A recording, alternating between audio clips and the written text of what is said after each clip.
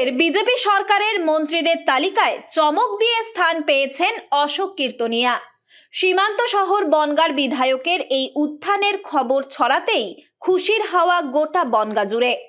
বাড়িতে আসা যাওয়া শুরু হয়েছে আত্মীয় স্বজন ও স্থানীয় বাসিন্দাদের। ছেলে মন্ত্রী হওয়ার খবরে আবেগে ভাসছেন মা অহল্যা কীর্তনিয়া। অন্যদিকে স্বামীর মঙ্গল কামনায় বনগাঁর 7 ভাই কালীতলায় পুজো দিয়েছেন স্ত্রী মৌমিতা কীর্তনিয়াও।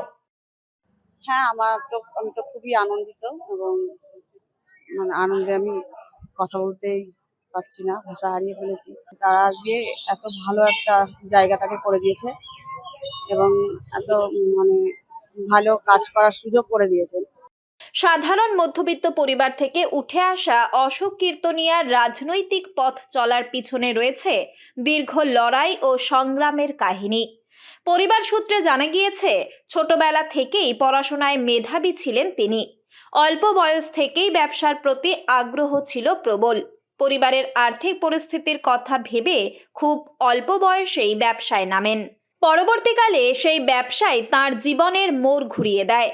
ব্যবসায় সাফল্যের পর ধীরে ধীরে রাজনীতির ময়দানে প্রবেশ করেন অশোক কীর্তনিয়া। সীমান্ত এলাকার নানা সমস্যা, অনুপ্রবেশ, চোরাচালান, কৃষক সমস্যা এবং সাধারণ মানুষের দৈনন্দিন দুর্ভোগ নিয়ে সরব হতে শুরু করেন তিনি। লড়াইটা বড় কঠিন ছিল এবং সেটা সফল হতে পেরেছি এবং আগামীতে লড়াই আরো অনেক বড়, কারণ হচ্ছে পশ্চিমবঙ্গের আমজনতার যে উন্নয়নের যে লক্ষ্যে আমরা যে সোনার বাংলা করার যে সংকল্প নিয়েছি, সে সোনার বাংলা করতে গেলে যতটাই কঠিন লড়াই থাক না কেন, সামনে আসুক না কেন, আমরা সেটাকে ওভারকাম করে এগিয়ে চলব। 6 মাসের ভিতর যত পশ্চিমবঙ্গ আর বাংলাদেশের সঙ্গে ফাঁকা যে জায়গা আছে, যেটা মমতা ব্যানার্জি বা বামফ্রন্ট করতে দেননি, তাদের ভোট ব্যাংকের স্বার্থে টোটাল বন্ধ হবে এবং একজন অনুপ্রবেশকারীকে আমরা বাংলাদেশ থেকে ভারতবর্ষের বুকে প্রবেশ করতে দেব না। ভারতীয় জনতা পার্টির সংগঠনকে শক্তিশালী করতে স্থানীয় স্তরে দীর্ঘদিন কাজ করেছেন। সেই সময় একাধিকবার রাজনৈতিক হামলা ও অত্যাচারের শিকার হতে হয়েছে তাকে এবং তার পরিবারকে বলেও জানা যায়। এমনকি তার স্ত্রীর উপরেও হামলার ঘটনা ঘটেছিল। 2021 সালের বিধানসভা নির্বাচনে বনগাঁ উত্তর কেন্দ্র থেকে বিজেপি প্রার্থী হিসেবে প্রতিদ্বন্দ্বিতা করে জয়লাভ করেন অশোক কীর্তনিয়া। মন্ত্রিত্ব পাওয়ার পর অশোক কীর্তনিয়া বলেন, সামনে আরো বড় লড়াই রয়েছে। প্রধানমন্ত্রী যে সোনার বাংলার স্বপ্ন দেখিয়েছেন তা বাস্তবায়িত করতে কাজ করতে হবে। আমরা ক্ষমতায় এসেছি, আমাদের দায়িত্ব বেড়েছে, তাই আপনারা এমন কিছু করবেন না।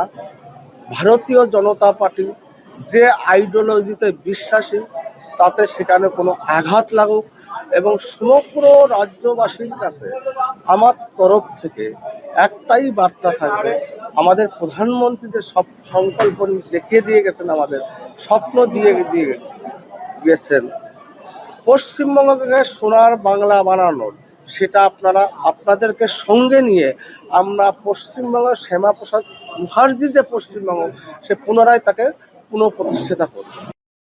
দীর্ঘদিন ধরে জমি সংক্রান্ত জটিলতার কারণে ভারত বাংলাদেশ সীমান্তের বিস্তীর্ণ অংশে কাঁটা তারের কাজ সম্পূর্ণ হয়নি। ফলে সীমান্ত নিরাপত্তা নিয়ে উদ্বেগ রয়েছে স্থানীয় বাসিন্দাদের মধ্যে। সেই সমস্যার সমাধানের ইঙ্গিত মিলেছে বনগাঁ উত্তরের বিধায়কের বক্তব্যে। মা অহল্যা কীর্তনিয়ার বার্তা, মানুষের পাশে সব সময় থাকতে হবে। সবাই তো আনন্দ করবে নাকি? আর আনন্দ দিন তো আজকে আমার, যে মানুষের পাশে তুমি থাকবা, তোমাদের 10 জনে, তোমার একার দ্বারা তো হয় নাই, 10 কত লাখে লাখে লোক তোমার পেছনে বসছে, পড়াশোনা খুব ভালো। শুভরের কাজ ধরলি, তারপরে এই বাড়ি কিনলো, এই জায়গা কিনে বাড়ি করলো, গান্ধী বললি বাড়ি কিনলো, পাকপড়া করলো, নদী কিনলো, এইভাবে জীবন কাটতে হবে। লক্ষ লক্ষ মানুষের সমর্থন না থাকলে এই সাফল্য আসতো না। উত্তর 24 পরগনা থেকে রুদ্র নারায়ণ রায়ের রিপোর্ট, লোকাল 18 বাংলা।